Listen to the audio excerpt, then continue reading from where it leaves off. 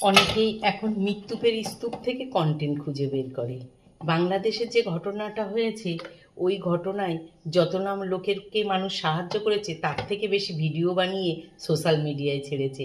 কিন্তু ওই ভিডিওগুলো দেখে একটুও ভালো লাগছে না, কষ্টে বুকটা ফেটে যাচ্ছে। তাই যারা দাঁড়িয়ে ভিডিও করেছে তারা যদি একটু সাহায্য করতো, হয়তো কিছু বাচ্চা বাঁচলেও বাঁচতে পারতো, এটা আমার ধারণা। ঠিক তেমন কিছু মানুষ আছে 1 টাকা কাউকে দেবে, হয়তো 1 টাকা কাউকে দেবে। এখন তো আবার দেয়া থোয়াটাও তো এমন করে যে ক্যামেরা কোন অ্যাঙ্গেলে দেখালে সেই 1 টাকাটারই ভালোভাবে লোকের সামনে আসে যে আমি 1 টাকা কাউকে দিয়েছি। আরে বাবা, তুমি 1 টাকা দাও আর 1 কোটি টাকা দাও, তোমার দেয়াটা মানুষে দেখে কিচ্ছু করতে পারবে না। ওপরওয়ালা যদি দেখে না তুমি কাকে কি দিচ্ছ, ওপরওয়ালা কিন্তু সব দেখছে, তুমি 1 টাকা দিচ্ছ না 1 কোটি টাকা দিচ্ছ। তুমি তোমার মনে তুমি কি লালসায় কাউকে 1 টাকা দিচ্ছ কিংবা 1 কোটি টাকা দিচ্ছ, ওপরওয়ালা কিন্তু সব হিসেব রাখছে।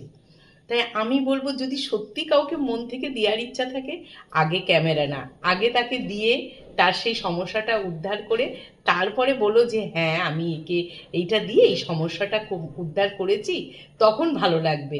এখন তো দেয়াটা মানেও একটা ক্যামেরা, আর যারা নেয় তারাও তটস্থ থাকে, তাদেরও মুখ বলে দেওয়া হয় ক্যামেরার সামনে এই কথাগুলো বলবে। কি দুনিয়া পড়েছে মাইরি। কেমন লাগলো ভিডিও?